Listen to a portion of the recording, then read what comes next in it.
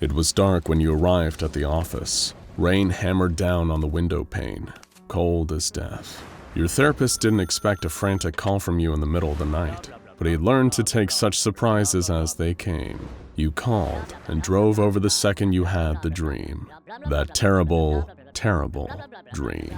He was sitting at his desk. When you entered the room, he gestured to the couch, encouraging you to take a seat and make yourself comfortable. Your heart was beating so hard you were worried it might break your ribs. Every time you blinked, you were getting flashes of the faces, those vacant, grinning faces, with wide eyes and mouths wrenched open, hanging slack.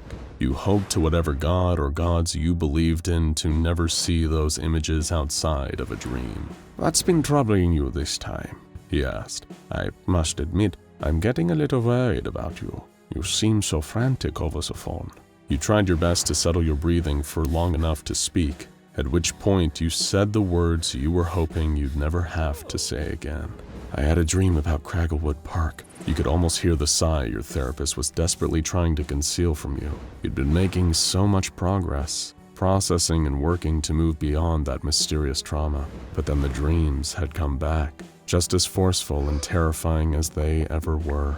Your therapist asked you to recount it, just like he did so many times before.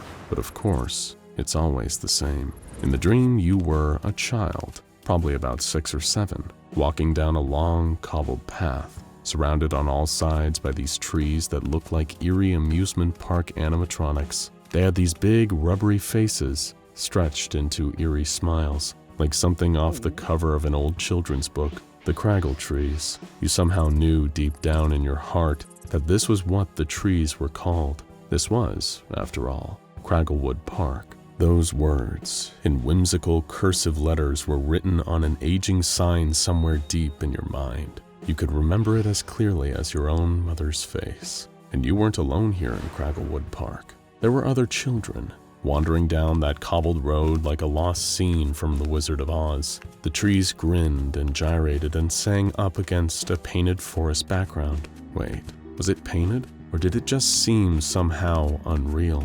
The memories were getting hazy here. The same goes for the faces of the other children. They were smudged out, forgotten. Why were you here? Why were any of you here?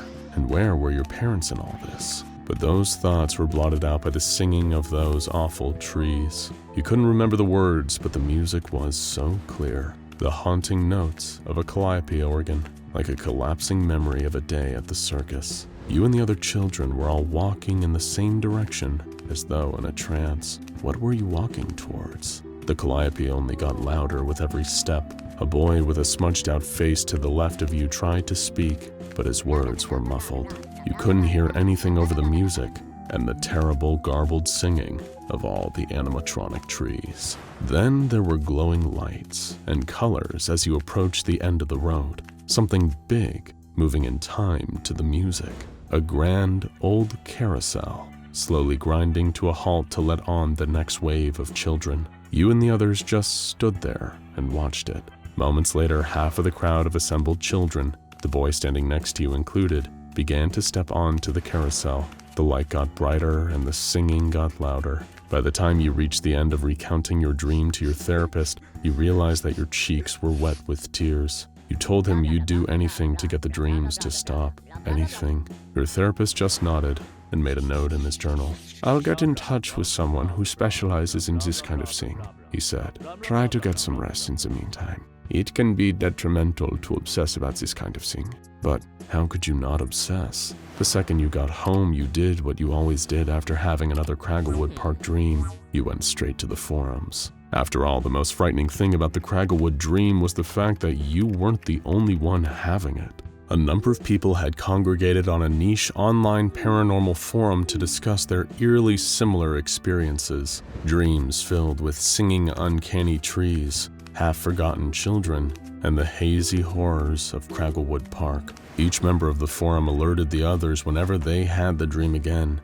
and threw any new information into the pot. They came from all over the world, different ages, backgrounds, and countries. making it impossible that they'd all actually visited a place like Cragglewood Park at some point in their past, and really the only thing they had in common, other than the dream itself, was the fact that they were all only children while in them. None of them could explain the dream. Perhaps with almost 8 billion people on Earth, it could be a coincidence that this handful would have these peculiar dreams. Perhaps that's all it was. Strange dreams. A few days later, a stranger arrived at your door, telling you that they were referred to you by your therapist. They heard about the dreams, about Cragglewood Park. In fact, they dealt with similar cases in the past, and if you'd be willing to answer a few questions, they may even have a viable treatment for the strange dreams that have been assailing you for years now. What could go wrong? Anything that could stop you from seeing those awful tree faces would be good. You relayed everything that you'd previously told your therapist, every detail of the dream, the rough number of times it reoccurred, and even the support group for the other sufferers that you frequented online. After you answered all of the stranger's questions, they told you that in order to seek treatment for your strange dreams, you would only need to show up at a nearby building and tell them who you are. They told you that this is a highly confidential and experimental procedure, so it would need to be kept secret. You sign a non-disclosure agreement and happily submit to all their conditions. You'll do anything to stop dreaming about Cragglewood Park, even agree to what you don't know is amnestic treatment from the SCP Foundation, or testing to see if erasing memories can suppress the Cragglewood Park dreams. You were among the first group of guinea pigs for that experiment. But hey, if it works, right? And for a few weeks, it did. You submitted yourself to regular amnestic treatment sessions at a local Foundation front business disguised as a legitimate medical center. You were skeptical at first. You'd tried every therapy and over-the-counter sleeping pill you could get your hands on. You tried meditation, regression, hypnosis, positive subliminals. Nothing had banished down the haunting dreams of Cragglewood Park. Those trees, those faces, those awful tinny songs. But to your immense relief, this new course of treatment seemed to hold strong. While taking the medication given to you by the Foundation, you got your best nights of sleep in years. A whole new world of comfort and peace. But then came a problem. There were supply issues. You'd need to take a few weeks off the course.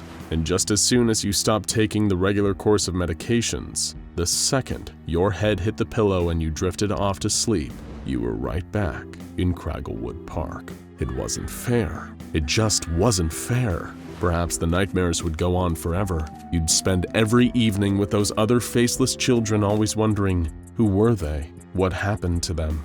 Little did you know there were no supply issues. The Foundation just wanted to test the viability of amnestic treatment as a long-term solution to the Cragglewood Park dreams, or as they dubbed them, SCP-2571. Turns out the amnestics were only effective when the subjects of SCP-2571 were actively taking them. Given the Foundation tests have estimated around 0.05% of the world's population are affected by SCP-2571, with that number possibly on the rise by unknown means, consistent amnestic treatment for all affected was deemed to not be a viable solution. But if it's any consolation to you, you're not suffering alone. The SCP Foundation has an online bot known as I.O. Mandela, trawling the internet for any discussions relevant to SCP-2571. They also have a designated task force, MTF-57, also known as the Laughingstock, to investigate and follow up on cases related to the sinister Cragglewood Park. The Foundation has conducted thousands of interviews related to the subject, but only 3 are appended to the file, containing between them some revelations on Cragglewood Park that reveal it's actually far, far worse than a childish bad dream. Dr. Rayner, the research team leader for SCP-2571, conducted the first of the 3 pertinent interviews about SCP-2571, investigating the experience of one Rupert Ducassou. In many ways, Rupert's Cragglewood Park dreams were truly textbook ventures into this nightmare of an amusement park. He described venturing through the park saying, "I entered this theme park. It's like Disneyland but smaller. There's no rides, just this long winding road through the woods. Everything's bright and colorful like a cartoon. And then there's these trees all around me, but they've all got faces. and they're singing. They've got these dopey, cheerful looks, like in one of those old-time cartoons, right? And they just sing and laugh and sing. Like all the other accounts, he reported approaching a carousel with the other children. Half of the children got onto the carousel, and he and the others began to leave. At this point, Rupert became visibly distressed while recounting the tale and said, "Just as I'm getting ready to leave, I see something. A tiny tree sprouting up near my foot. It looks up at me. It's smiling with that big, dopey, happy grin. When I see it, that's when I start screaming. That's when I wake up." When Dr. Rayner asked Rupert why he started screaming, Rupert replied that the tree had his face. The interview concluded. Next, Dr. Rayner spoke to Janny Yearling, another victim of SCP-2571. Dr. Rayner shifted his line of questioning to the carousel specifically. Miss Yearling insisted that she never stepped onto the carousel herself. Some who did were smiling, others were crying. They hugged some of the children that chose to stay behind before they got on. The more she described what happened, the more distressed Miss Yearling seemed to become. She eventually broke down into mortified sobs from the recollection. When Dr. Rainier asked what was wrong, Miss Yearling said, one of the kids that got on. Why did he hug me? I don't even know who he was," before breaking down into horribly desperate, choked sobbing.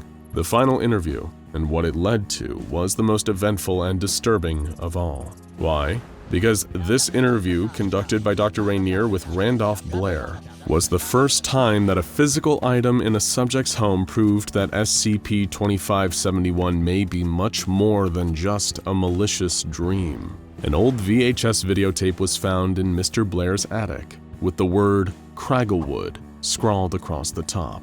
When the Foundation made Blair watch the tape and asked him if he recognized any of the images in it, he told them that he only recognized them from nightmares. He theorized that perhaps he'd been shown the tape as a child, and it had traumatized him. The Foundation didn't think that was the case. Dr. Rainier pressed on and asked him about a few strange details, like the resemblance between himself and one of the two children in the video, and the strangely vacant front-facing bedroom in his childhood home. At this point, Dr. Rainier realized that Mr. Blair wouldn't be forthcoming for much longer. He decided to use that little time he had left to ask Mr. Blair one more question. Have you always been an only child? That question would forever go unanswered, but Dr. Rainier could now take an educated guess. The Foundation watched and analyzed the tape, finding it eerily similar to so many of the dreams that came before. A young Randolph Blair and another young child that the Foundation believed to be his brother